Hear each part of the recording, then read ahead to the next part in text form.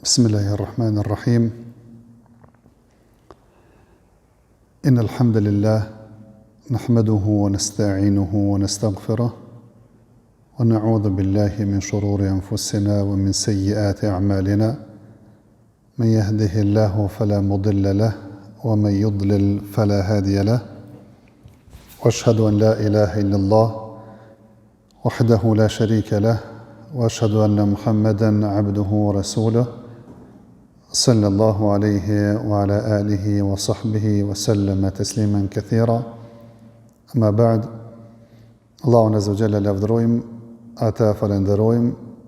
vetëm prej tij ndihmë dhe falje kërkojmë.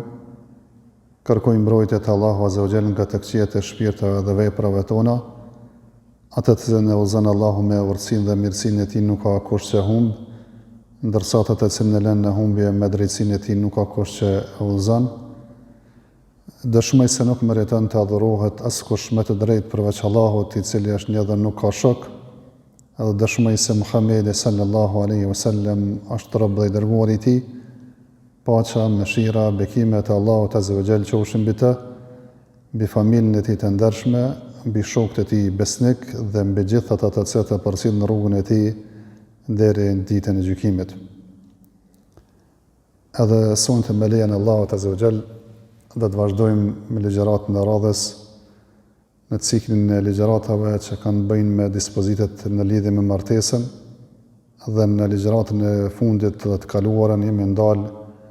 të disa detaje që kanë bëjnë me meherin, dhuratën që jepet nusës për shkak të martesës, ndërsa sot do të kalojmë në temën e radhës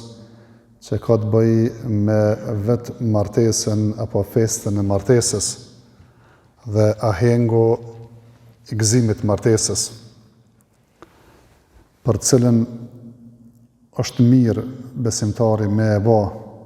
që kur të martohet, me e ba një gosti, me e ba një fest, me e ba një aheng, edhe si pas mendimit të shumicës e djetarve, ajo është vetëm sunet. Mirë po ka dhe prej djetarve të cilët thojnë që është obligim. Pavarësisht a është obligim, a është sunet, dhe më thonë njeriu të mjafton se pejgamberi sallallahu alaihi wasallam ka bë vetë kësi gostia kur është martu, i ka urdhëruar dhe më thonë shokët e tij, dhe më thonë me bë kësi gostia, bile ka thonë Abdurrahman bin Aufit, awlim walau bishah. Dhe më thonë bë dasëm, s'pako edhe një dele me e prej. Alhamdulillah, Abdurrahman bin Aufi ka qenë, dhe më thonë, një njeri i cili Allah azza ka dhënë bereqet, dhe më thonë, dhe ka pas pasuri, mirë po i ka thonë, bëni gosti e mas pakti, dhe më thonë prej një dele. Edhe pse nuk duhet, nuk është e thënë e pa tjetër që me konë veç dele, më me pasë ona pak se delja, nga se pejgamberi sallallahu alaihi wasallam ka bë darsëm për vete kur është martuar me njërin prej grave, hallve ju ka afru, apo ka pas darsëm që s'ka pas as hallve, dhe më thonë ju ka afru, dhe më thonë një lloj dritri, dhe më thonë thekër me ëngër, ka dhe më thonë që realisht pejgamberi sa është martu, e tjerët kanë sjell, dhe më thonë diçka për ushqimit, dikush hurme, dikush dhe më thonë ushqimet e në tjera, dhe më thonë është elëkit, është një lloj si djath i ngurt që ka qenë i njohur në kohën e pejgamberit sallallahu alaihi wasallam, apo të ngjashme, e që kjo është dhe më thonë mirë që njeriu kur të martohet dikush është mirë mja lehtësu, qoftë në përgatitje të ushqimit, qoftë me dhurate, kështu që mja lehtësu, dhe më thonë, pse është gëzimi i tij, e darsme e tij, e ahengu i tij në sene, mirë po edhe tjerët është mirë dhe më thonë që dhe më thonë me indihmue në këtë ceremoni dhe në këtë darsëm, nga se kështu të ka ndodhur, thash kohën e pejgamberit sallallahu alaihi wasallam, që pejgamberi sa mu martu, e shokë tjerë kanë participu edhe kanë marrë pjesë se cilë që ka pas dhe më thonë në shpit vetë, dikush hurme, dikush e qit, dikush diçka tjetër, edhe kanë sjellë dhe më thonë në atë sofër të dasmës. Kjo dasmja si dasëm që bëhet shariatikisht kur t'i kqysh hadithet, është dasëm e cila bëhet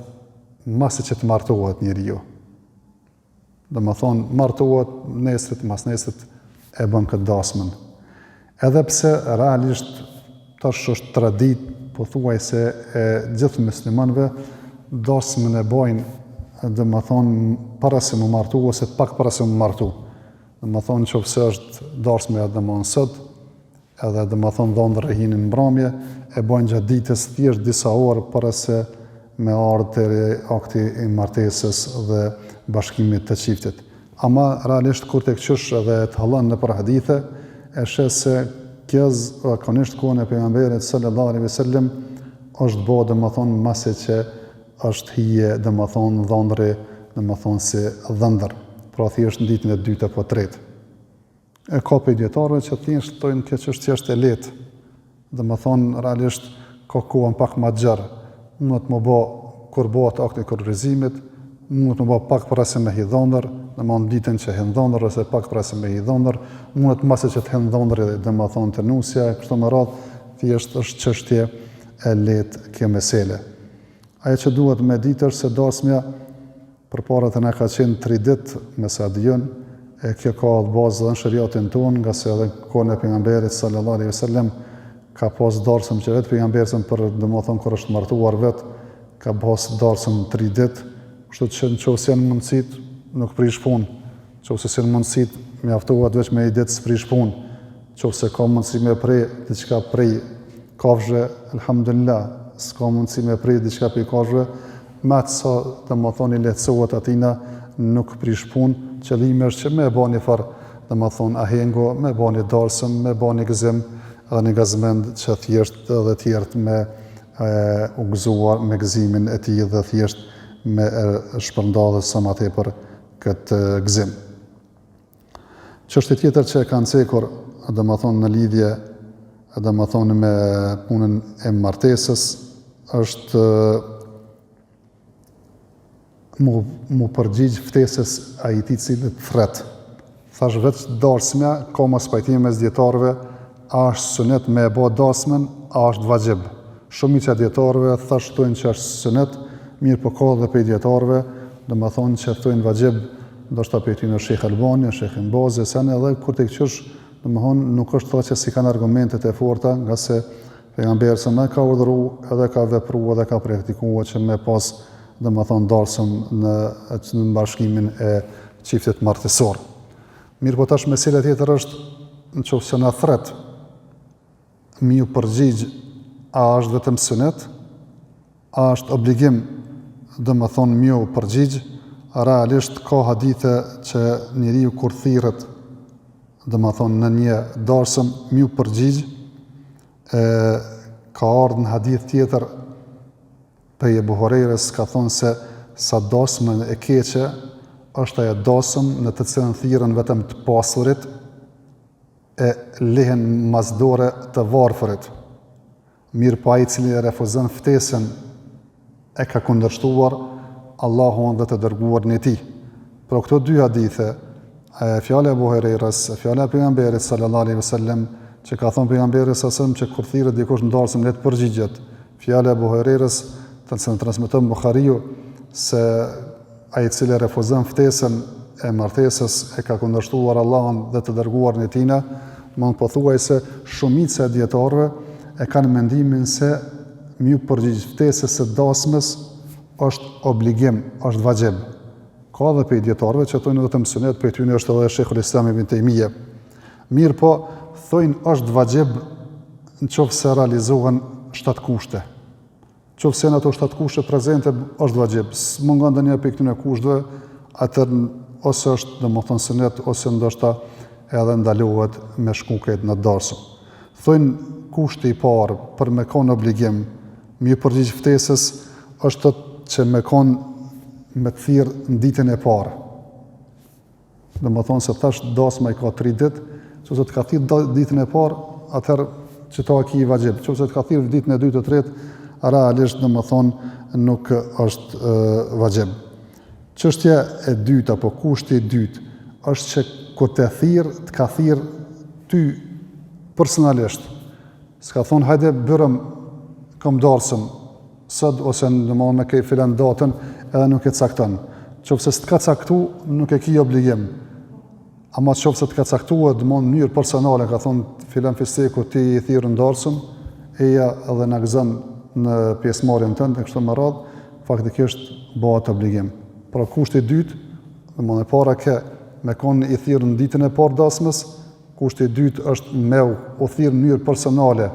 edhe të caktuar, kushti i tretë është që ai i cili ka thirrë me kon musliman. Nga se ka në hadithin e vërtetë pejgamberit sa kur ka treguar obligimet që i ka muslimanin ndaj muslimanit, është domethënë që m'ia kthy selamin kur të shtit ai thotë elhamdulillah, mi thonë yerhamukallah, domethënë mi përgjigj ftesës me vizitu të smut, me përcjell xhenazën, ka edhe një transmetim edhe nëse të këshillon, domethënë këtë lypë i këshillën me këshillu, pra thjesht një prej obligimeve që ka obligim besimtari ndaj besimtarit, është domethënë edhe mi përgjigj ftesës, e sidomos ftesës së martesës, se tash për ftesat në përgjithësi, gjithë pothuajse dietarët thonë se më përgjigjet të ftesa sunet, përveç ftesës martesës, që thonë domethënë është vajib sipas mendimit të shumicës së dietarëve. Pra, thjesht kushti i tretë është ai i cili të ka thirrë, domethënë me kon musliman. Kushti i katërt është që ai i cili të ka thirrë nuk është për atyre personave që të meritojnë me domethënë me u leqit. Qofse realisht runa Zot është në i farë bidatxhie që ka pru risi në fe, është pasuesi në i sektit, thret në të bindjet e tina, ase është në i farë makatari, dhe ato makatari madhi, cili në është të njifet për makatet e tina, që realisht duhet me i bojkotu personin e tillë, jo me nderu edhe me shkundarsëm, qofse thjesht nuk është për qëtynëve ki obligim, është për qëtynëve thash, domethënë nuk e ki obligim, përkundrazi është edhe ki ndaluar me shku. Mirë po të çështja e bojkotit, leqitjes, ashtu siç e bën Sheikhul Islam, është çështje që është e lidhur krejtpot domethënë me dëmin dhe dobin që ka. Ose ai personi që bën bojkot, ose personi i cili i bëhet bojkot, ose domethënë tjerë të cilët kanë mundësi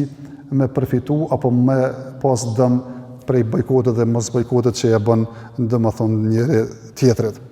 Çështja apo kushti 5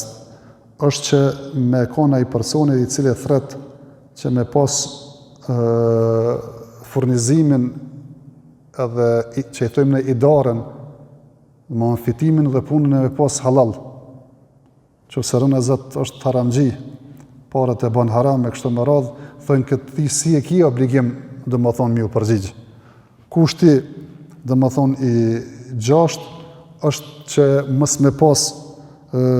domethënë në dasmën e tina diçka që ta pamundson me shkuë se ka domethënë ndalesa, ka muzikë, ka përzimje të gjunive, faktikisht gra e burra bashk, pa hijab, e hallakam shkon, e muzikë, e alkohol, e domethënë pislëqet të ndryshme që faktikisht ne i dim dhe domethënë janë prezente në dasmat tona që besimtari e ka haram domethënë me prezentue, jo që ka obligim, e ka haram me prezentue në kësi darsmash, përveç qofse mundet me shku edhe me i këshillu edhe këshilla e tina merret parasysh, e që zakonisht të na është vështirë domethënë kjo me ndodh. Se për ndryshe besimtar, musliman, namazli, haxhi, e me shku në darsëm, ku ka alkohol, e ku ka muzikë, e ku ka domethënë përzime të gjinive, e domethënë nuk dihet sa po shkon hesapi çush po bën, realisht besimtarit nuk i takon me shkuë në ato vende. Kushti 7 e kanë thënë dietarët që mos me pas ndonjë arsye ose shëndetësore ose ndonjë arsye tjetër, për shkak është në punë që s'mund të më lën punën e kështu me radhë, që zakonisht janë arsye të akceptueshme, ndoshta edhe për namazin mos me prezantu. Për shkak kur je smut, as mundesh me lëviz, edhe s'mundesh me dal as xhami se ki obligim me shku, ose faktikisht je në punë që je duke rujt, edhe je larg, s'mundesh me lëshu punën, e domethënë me shku më fal në xhami, domethënë nuk e ki obligim me shku. Atëherë nëse ki me shku obligim xhamie, atëherë për mos me shku ndarsëm është edhe domethënë edhe më e udhës. Këto janë domethënë ato 7 kushte që i kanë thënë dietarët, që nëse realizohen, atëherë e kije obligim dhe më thonë miu përgjigj ftesës si pas mendimit atyre që thonë që është obligim përgjigja ftesës në dalsëm, se thash ka dhe për dietarëve që thonë nuk është obligim fare, siç thash është Sheikhul Islam Ibn Taymije të ndryshëm. Ndërsa sa i përket çështjeve të ftesave tjera, qoftë dhe më thonë akikas e ka përfunduar hifzin e Kuranit,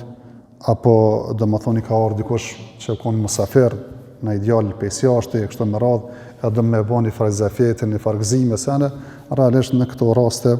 dhe më thonë, është, dhe më thonë, sunnet, si pas mendimit tuja shumicës dietarëve, mos thëmë, dhe më thonë, si pas konsenzusit të tyre. Të çështja e prezentimit ku ai personi i cili, dhe më thonë, bën kësi ahengjësh, njifet ose ka pasuri e cila nuk është e lejuar. A bën me prezentua jo, a është haram, a është veç me kro. Faktikisht,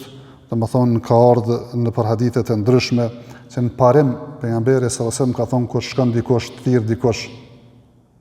qoftë si rfon ushqim, ha edhe mos spyt.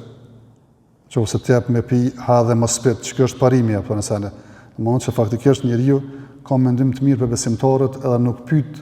marrë këtja ke fitu halal parën, a je të punu me haram me kështu më radhë.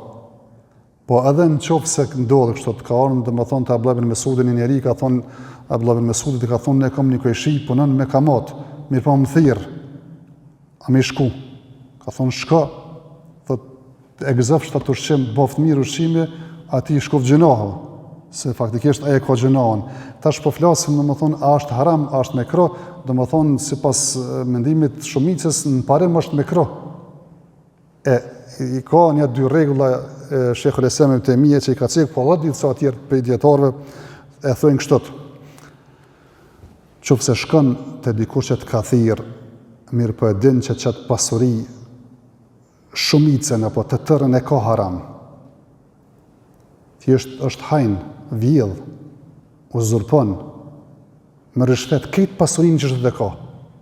Edhe te e din që është pasurinë e tina, këti e kije dhe më thonë të ndaluar me shkua dhe me thonë me prezentu. Mirë po, nuk është të ashtot. Punën ka pak dhe më thonë haram, ka pak punën në mon halal, i ka të përzime senet, në parim të kjo person është me kro, po së është ndaluar rëpsisht me shku, se të thjesht nuk e të hongër dhe më thonë prej haramit, nga se nuk e ka këtë pasurin haram. Kjo është regula parë. Regula dytë që e thët Ibn Taymija, shumë më rëndësi me ditë, si dhe mës të tritë, është çështja se njeriu ka i herë është mes dy sfidave. Sfida është që thirret prej dikunja që ka lidhje farefisnore me të, e që të ne është obligim shariatikisht me i mbajt lidhjet farefisnore atë sa ka mundësi njeriu me i bë. Edhe një person i cili realisht e ka akraba dhe lidhje farefisnore që duhet me mbajt lidhjet farefisnore, mirë po është i sprovuar me çështjen e haramit. E këtu, dhe më thonë, thjesht njeriu nështë duhet ka herë mi dhonë për parësie çështjeve, dhe më thonë, të mbajtjes lidhjet farefisnore,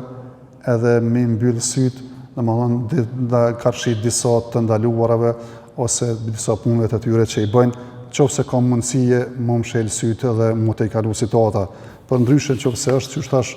dhe më thonë, gjithdije që këtë pasunin e ka haram, ose Aruna Zët është i pamoral, shumë e kështë më radhë, realisht ajo është çështje dhe më thonë edhe mesele dhe më thonë tjetër. Çështje tjetër që e kanë cekur në lidhje me martesën është çështja dhe më thonë kur të thirrësh edhe me hongër në ushqim. A ki obligim kur shkesh me hongër, a mundesh veç me shku me prezentue në atë gëzim, me avuru, me bo doa për ta, apo patjetër me hongër. Thojnë dietarët, sunet është me hongër, nuk është patjetër obligim me hongër. Mirë po, është më mirë, dhe më thonë, me hongër, nga se realisht kjo një farforme relakson muhabetin edhe thjesht ai i cili ka thirrë, dhe më thonë, ndihet komod dhe rahat që faktikisht të ftuar që i ka thirrë, dhe më thonë, i ka nderuar dhe i ka respektuar edhe me një drekë ose me një darkë ose me një ushqim që ja u ka servuar. Ka për i djetarëve që thujnë është farz kifaje, që pëse ti ju thu sunet është me hongër, e kërkush nuk hanë. realisht e qëtë në pozit keq atë personit që të kaftu. Pra të thot Ibn Uthejmini, rahmetullahi alejhi, thot, është farz kifaje dikush me hongër. Është obligim që s'pakut dikush me hongër edhe pse s'hajnë tjerë. Që thjesht një para mos mi shku ushqimi këtë, domethënë këtë, e dyta thjesht mos me e prek ndjenjat dhe me lëndu personit cilin e ka bë domethënë darsmen që mos me hongër kërkosh mirë, po dikush han, dikush ndoshta domethënë nuk kanë për arsye të ndryshme, e një për arsye është që ka mundsi njeriu me kon agjërushëm. Por ata kanë hadith vërtet pejgamberit sallallahu alajhi wasallam se kush thirrët pe juan i darsëm është agjërushëm, le të bën dua për ta. Nëse nuk është agjërushëm, domethënë le të han. E këtu masane dietarët e kanë cek këtë meselë dhe kanë ndërtuar, kanë thonë se njeriu kur të është agjërushëm ka mundësi me kon në dy lloje të agjërimit. Ai i cili tu agjëru agjërim farz, i në ditë Ramazanit edhe ka filluar me agjërue, domethënë kompenzu në ditë Ramazanit, apo thjesht ka bona i shkelje shariatike që parashihet që me pas se kefaret agjërimin, ose është zotue që nëse ndodh një mirë me agjërun, që këto raste është vajib edhe është farz me agjërue, thonë nëse thirret në kësi dasmash e tu agjëru agjërim që është vajib, që është farz, thonë mos të prish nga sa Allah ka thonë wala tubtilu a'malakum, dhe mos e zhvlerësoni, mos e prishni veprat e juaja të mira. Kjo është edhe mos e prish gjatë edhe pas kryerjes së tyre, mirë po do të bën dua, do të lutet, do të falenderon atë personin në mund se e ka thirrë për dalsëm, ndërsa ai i cili domethënë nuk është duke agjëruar nafile, është duke agjëruar në agjërim nafile, domethënë ndoshta mendimi më i saktë është domethënë që është sunet me e prish, domethënë edhe me hongër, nga se kështu të ka ardhur domethënë në rastin pejgamberit sallallahu alajhi wasallam e ka thirrë një prej shokëve të pejgamberit Said al-Khudri, ka të kanë përgatitur ushqim për pejgamberin sallallahu alajhi wasallam dhe erdhi ai me disa shokët e tij dhe kur ja ofroi ushqimin njëri prej tyre nuk hëngër duke thënë se unë jam agjërushëm, edhe pejgamberi sallallahu alajhi wasallam i tha preshe e agjëroni ditë tjetër, nga se dinte se agjërimi tina është agjërim nafile. Çështja tjetër që e kanë cekur dietarët të çështja e darsmës është që thjesht më publiku darsma, domethënë që me kuptu njerëz që u martu, mos me mojt msheft, mos me mojt sekret, se realisht kjo çështje domethënë i largon dyshimet pe njerëzve, edhe pse kur kena folur për kushtet e martesës kemi thonë kusht të martesa sipas mendimit shumicës dietarëve dhe mendimit më të saktë është që mjaftohet me kon dy dëshmitar me dëshmu se është martu filani me filanën, edhe dy të kanë qenë pajtimit, edhe prindja apo kujdestari i vajzës ka qenë i pajtimit, mjaftojnë dy dëshmitar. Mirë po kam cekur që ka mendim dietarëve që realisht nuk e kurrëzojnë dëshmitarët, po e kurrëzojnë që mu publiku. Se realisht kur publikohet e merr vesh, domthonjë që thojmë ne lagja e mahalla edhe qytetit se filani më martu me filanin, domthonjë kjo është nështë edhe përtej domethënë dy dëshmitarëve që kanë mundësi me ditë fshat ata që dy persona janë martuar. Kështu që po them shariatikisht sipas mendimit më të saktë mjaftohet martesa e cila bëhet domethënë në prezencën e dy dëshmitarëve, mirë po edhe nëse publikohet është edhe më mirë, e nëse bëhen edhe dëshmitarët, edhe publikimi, atëherë domethënë kjo është domethënë çështja më e mirë. Ndorsëm bën edhe me knu, edhe me ra defit, mirë po defit duhet me kon def i cili se ke pa defi është me lkur, nëse është një nënë e mbyllën e quhet def, me kon e mbyllën në dy anë bëhet tupan. E tupani s'është i lejuar ndorsëm, as ndorsëm as kërkon hiç. Mirë po kjo është çështje e mbështjellur vetëm një na pjesë që jetojmë në def sodit, kjo lejohet me kusht që mos me pas kësine par sferash metalta që zakonisht mundën me kon pej bakrit apo pej teneqes apo diçka tjetër që faktikisht domethënë e din ata se domethënë çka është defi. Nga se ajo që e dallon dasmën ka thonë pejgamberi sa ajo që e dallon halalin pej haramit bile ka thonë kështu tekstualisht ka thonë zëri, domethënë defi edhe kënga, domethënë ajo që bëhet domethënë me këngë. Mirë po, defin duhet me ra gratë, apo vajzat e vogla, e jo burrat, se nuk është defi për burra, se dhe më thonë ajo është punë e grave, nuk është punë e burrave. Në qoftë se i bini e dëgjojnë burrat, ndoshta nuk prish punë, qoftë se janë vajzat vogla,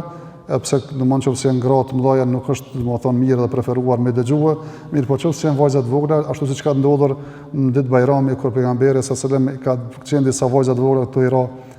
domethënë defit, duke kënduar, e ka ardhur Abu Bekri në farforme ka intervenuar që me ndale, ka thënë pejgamberi sallallahu lej se është ditë festë, është ditë domethënë Bajrami, është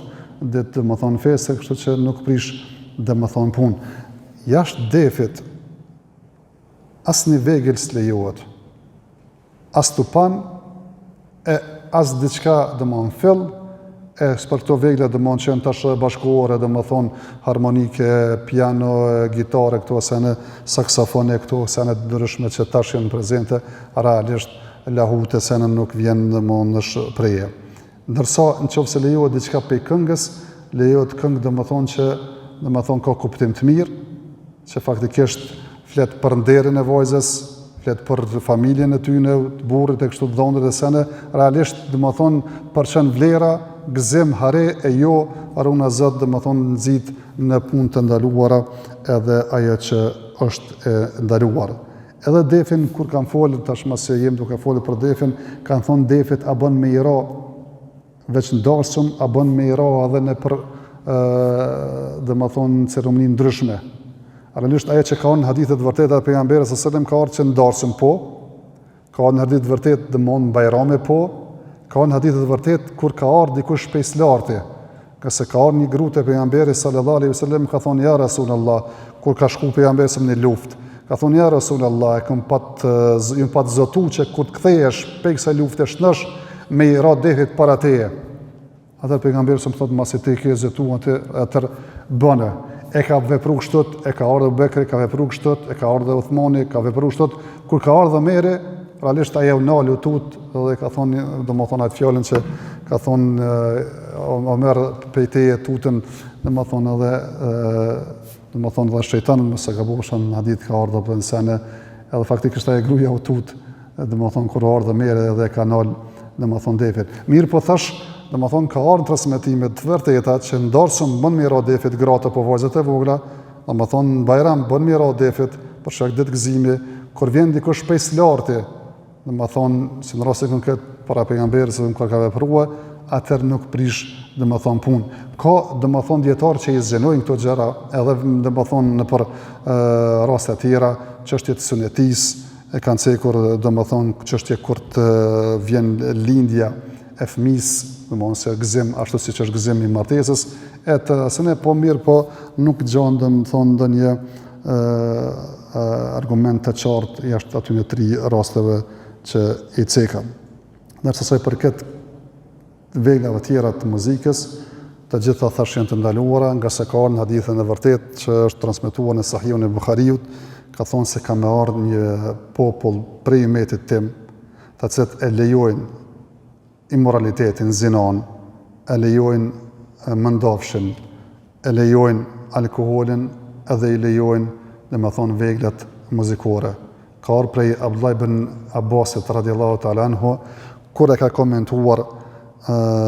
ajetin kuranor, wa minan nasi man yashri lahu al-hadithi, wa minan nasi man yashtari lahu al-hadithi li yudilla an-nasa an sabilillahi bighayri ilm, dhe ka prej njerëzve të cilët marrin tregime boshe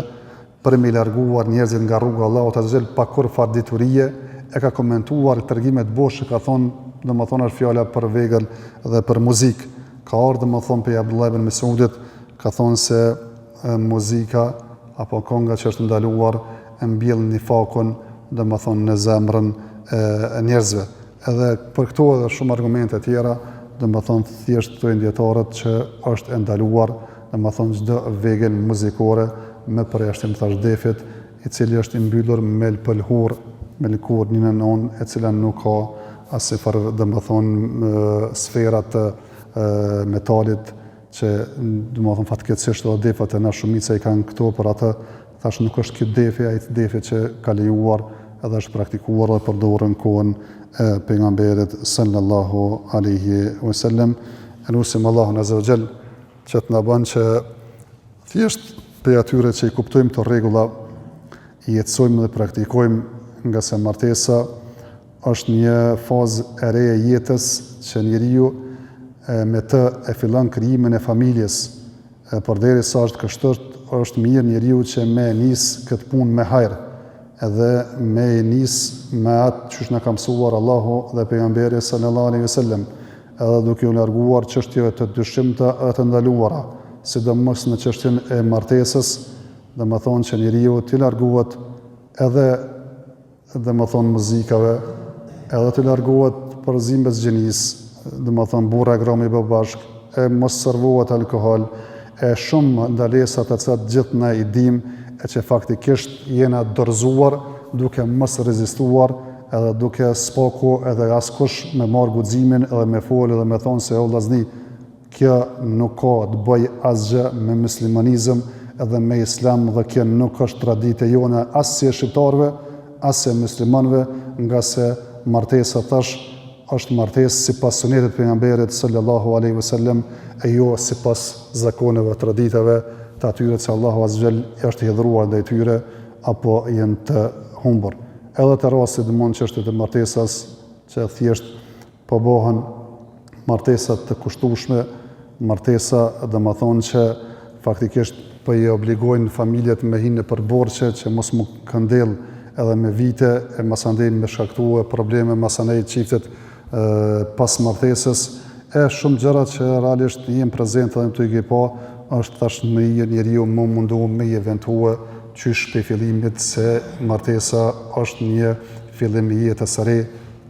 krijimit dhe ndërtimit familjes, që qoftë se njeriu me dhon bereqet në atë martesë, në atë familje, në atë fëmijë që furnizohen me lejen e Allahut Azza wa Jall të ardhmen, është mirë me nis marr e mirë e Allahu Azza wa Jall me çu bereqet. Wa akhiru da'wana alhamdulillahi rabbil alamin wa sallallahu wa sallam ala nabiyyina Muhammad.